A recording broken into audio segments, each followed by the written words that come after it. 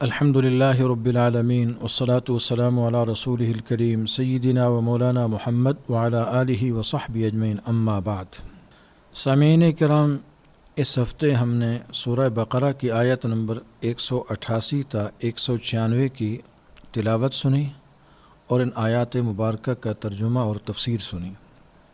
ان آیات مبارکہ میں جو مضامین بیان فرمائے گئے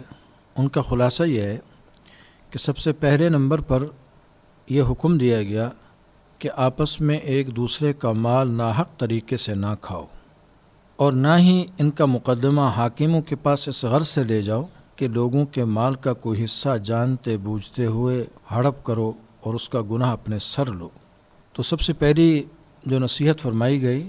اور جو حکم دیا گیا وہ یہ کہ آپس میں ناحق طریقے سے ایک دوسرے کا مال نہ کھاؤ، چاہے اس کا تعلق غلط بیع و شراء سے ہو، چاہے سود سے ہو، چاہے رشوت سے ہو، چاہے جوئے سے ہو، چاہے ڈکیتی سے ہو، چاہے چوری سے ہو، چاہے دباؤ ڈال کر ہو، چاہے غلط عدالتی فیصلوں کے ذریعے ہو، غرض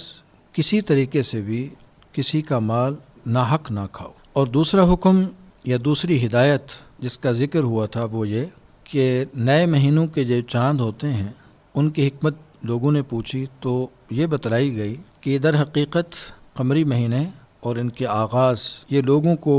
ان کے مختلف معاملات اور حج کے اوقات متعین کرنے کے لیے دیے گئے ہیں، جس سے معلوم ہوا کہ شریعت کے جو احکام ہیں مہینوں کے اعتبار سے ان کا دار و مدار قمری مہینوں پر ہے۔ اگرچہ شمسی مہینوں کا حساب رکھنا بھی ناجائز نہیں ہے، لیکن اسلامی احکام کا مہینوں اور سالوں کے اعتبار سے جو دار و مدار ہے وہ قمری مہینوں کے اعتبار سے۔ تو یہ معلوم ہونا کہ کون سا مہینہ قمری اعتبار سے شروع ہوا ہے ختم ہوا ہے، یہ امت پر فرض کفایہ ہے۔ تو جو لوگ اس کو معلوم رکھتے ہیں ان کو فرض کفایہ ادا کرنے کا ثواب ہوتا ہے۔ فرض کفایہ کا مطلب یہ ہوتا ہے کہ کچھ لوگ بھی ایک فریضے کو ادا کر دیں تو وہ فریضہ سب کی طرف سے ادا ہو جاتا ہے، البتہ ثواب ان کو ملتا ہے جنہوں نے اس فریضے کو ادا کیا ہوتا ہے۔ جیسے نماز جنازہ ہے، کوئی مسلمان فوت ہو جائے تو دوسرے مسلمانوں کے ذمہ اس کی نماز جنازہ پڑھنا ہوتی ہے۔ اگر کچھ لوگ نماز جنازہ پڑھ لیتے ہیں تو وہ سب کی طرف سے فرض ادا ہو جاتا ہے، البتہ نماز جنازہ پڑھنے کا ثواب انہی کو ملتا ہے جو نماز جنازہ پڑھتے ہیں۔ اس سلسلے میں یہ بھی عرض کروں گا کہ ہمیں اسلامی مہینوں کے نام بھی آنے چاہیے، محرم سے لے کر ذی الحجہ تک ہمیں بھی آنے چاہیے، ہمارے بچوں کو بھی آنے چاہیے۔ اور اگلی بات یہ فرمائی گئی تھی کہ بری رسموں سے بچنا چاہیے۔ جیسے بعض اہل عرب یہ کرتے تھے کہ اگر حج کا احرام باندھ لیا پھر کسی ضرورت سے گھر واپس آنا پڑا تو گھر کے عام دروازے سے داخل نہیں ہوتے تھے اور اس کو جائز بھی نہیں سمجھتے تھے، بلکہ ایسی صورت میں گھر کے پچھلے حصے سے داخل ہوتے تھے، خواہ اس کے اندر نقب لگانی پڑے تو یہ بے فضول رسم تھی، بے فائدہ اور بے بنیاد رسم تھی۔ اس کو قرآن کریم نے فرمایا کہ یہ کوئی نیکی کی بات نہیں۔ ہاں نیکی ہے کہ اللہ سے ڈرنا، اللہ کی فرما برداری کرنا، اللہ کے حقوق ادا کرنا اور اللہ کے بندوں کے حقوق ادا کرنا، یعنی کرنے کا جو کام ہے وہ کیا جائے، جس کام کا کوئی دنیا و آخرت میں فائدہ نہیں ہے اس سے بچا جائے۔ پھر قتال کا حکم آیا تھا کہ چونکہ جہاد اسلام کا ایک اہم شعبہ ہے، اس میں بھی اسلام نے بڑی ہدایات دی کہ پہلے اسلام کی دعوت دی جائے، اگر وہ قبول کر لیں تو وہ بھائی ہیں، اگر نہ کریں تو پھر مصالحت کی طرف ان کو لایا جائے، اور اس پر بھی نہ آئیں تو تیسرا درجہ پھر قتال کا ہوتا ہے۔ اس کی بھی حدود و قیود رکھی ہیں، مثال کے طور پر بچوں کو مارنا جائز نہیں، بوڑھوں کو مارنا جائز نہیں،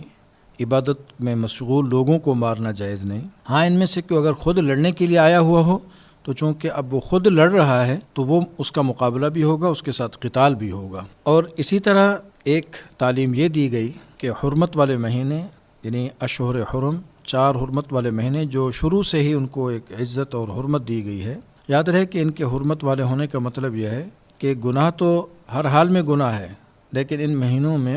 گناہ اس کی شدت میں اضافہ ہو جاتا ہے۔ نیکی ہے لیکن ان مہینوں کے اندر نیکی اس کی برکت میں اضافہ ہو جاتا ہے۔ تو اس کا یہ بھی اثر ہے کہ ان مہینوں میں پہلے قتال جائز ہی نہیں تھا، اب ہمارے ہاں ہماری شریعت میں یہ تعلیم دی گئی ہے کہ اس میں جائز ہے، البتہ اگر اقدام کی ضرورت ہو، ابتداً جہاد کرنے کی ضرورت ہو تو اس کو موقوف کر دیا جائے، بعد میں کیا جائے، البتہ دفاعاً ہر حال میں لڑنے کی اجازت ہے۔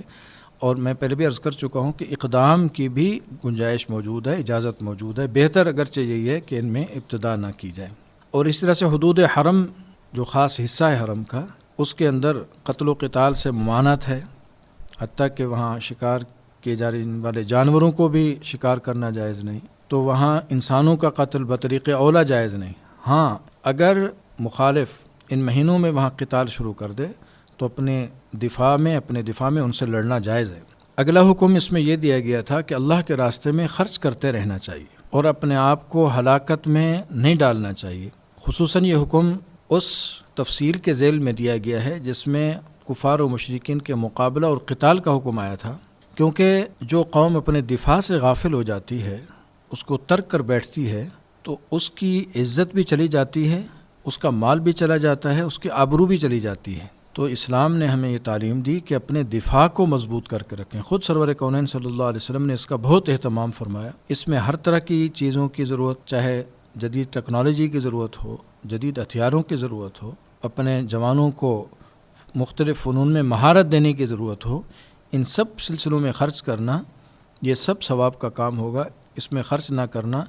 دنیا و آخرت کے خسارے کی بات ہے۔ اور آخر میں جو حکم آیا تھا وہ یہ تھا کہ جب حج اور عمرے کا احرام باندھ لیا ہے تو اب اس کو پورا کیے بغیر احرام کھولنا جائز نہیں۔ ہاں اگر کسی وجہ سے حج عمرے سے روک دیا جائے اور انسان کے بس میں نہ رہے حج عمرہ کرنا، کوئی قانونی مشکل پیش آ سکتی ہے یا کسی مخالف اور کی طرف سے رکاوٹ پیش آ سکتی ہے، تو ایسی صورت میں شریعت نے یہ طریقہ بتلایا کہ حرم میں قربانی دے کر فی الحال احرام کھول لے، اور اس کی قضا اس پر لازم ہوتی ہے کہ بعد میں حج یا عمرہ جس کا احرام باندھا تھا اس کی قضا بھی کرے۔ اور جو حج قران اور حج تمتع کرے، یعنی ایک ہی سفر میں حج بھی کرے عمرہ بھی کرے، تو اس کے لیے دم شکر واجب ہوتا ہے۔ البتہ حج افراد کرنے والوں کے لیے دم واجب نہیں ہوتا۔ اللہ تعالیٰ جل شانہ ہمیں قرآن کریم صحیح پڑھنے، صحیح سمجھنے، اس پر عمل کی توفیق عطا فرمائے، اس کی برکات سے مالا مال فرمائے۔ وآخر دعوانا الحمد للہ رب العالمین۔